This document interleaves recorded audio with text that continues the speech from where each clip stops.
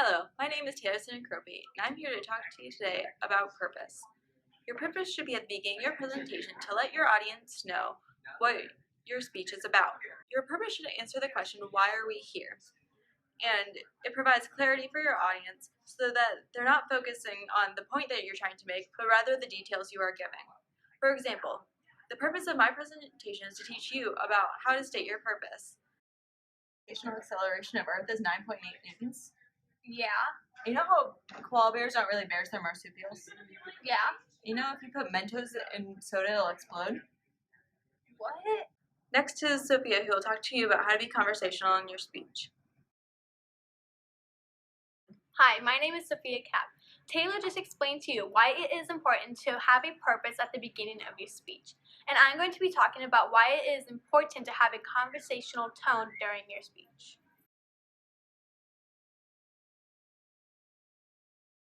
Want to use a bunch of hand gestures because then your audience is going to be distracted by what your hands are doing rather than what you're talking about.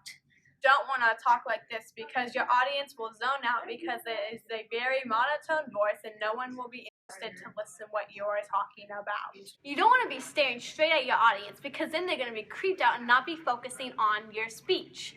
You don't want to be swaying back and forth, and you also don't want to be distracted by your clothes because that is also something the audience will notice and pay attention to rather than what you're saying. You don't want to say or like a lot because it makes it sound like you don't know what you're talking about. You know. Next is Jasmine to talk to you about the importance of using proper grammar.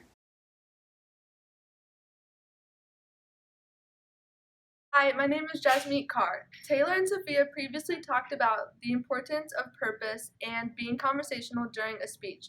I am here to talk to you about the key concepts of proper grammar.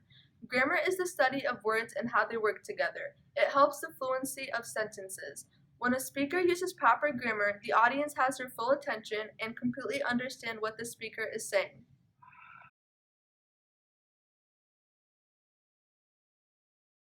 I'm here with Miss Havig to interview her about the importance of grammar. What is going on your mind when someone uses bad grammar? I think the first thing that comes to mind is that that person just isn't very smart, which fair or not fair, it's just the way it comes across. Right, okay. How does proper grammar benefit you when you're speaking? In exactly the same way. So when you're giving a presentation, it's really important that your words sound planned and it gets after your credibility. It's not that I just got up here and winged it necessarily, but that I had a plan, I came into it, and I know exactly, not only am I an expert in my content, but I'm also an expert in how I want it to be phrased. And I think that's really important because then it gets after confidence. Right.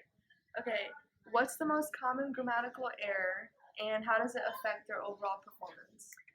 I feel like kids mistake the pronouns, this is so specific, but the pronouns I and me a lot in their speaking. So not necessarily in their writing, but in their speaking. And it's not only in formal presentations, but it's also just in conversation, right? So I is a subject pronoun and me is an object pronoun, which you can magic lens that all day long, right? But the bottom line is you hear people say, me and my brother went to the beach for spring break. And you would never say, me went to the beach for spring break. That sounds stupid, right? But we say that when we refer to ourselves and our brothers, right? Okay. So instead, you would say, my brother and I went to the beach. But I think that one is the most commonly confused in a speaking format that I see. Okay. Why do you think that students struggle with using proper grammar? I think there are a lot of reasons for that. I think you could write a whole dissertation on it.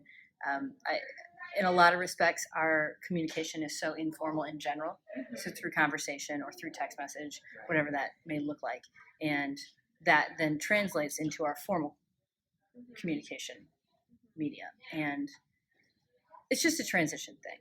You know, it's less that people don't know and more that they just aren't conscious of it. It's something where you have to be very conscientious and be intentional more so than anything else. Okay. Thank you for letting me interview you. Yeah. In conclusion, it is important to have a purpose, be conversational, and use proper grammar. Thank you for your time.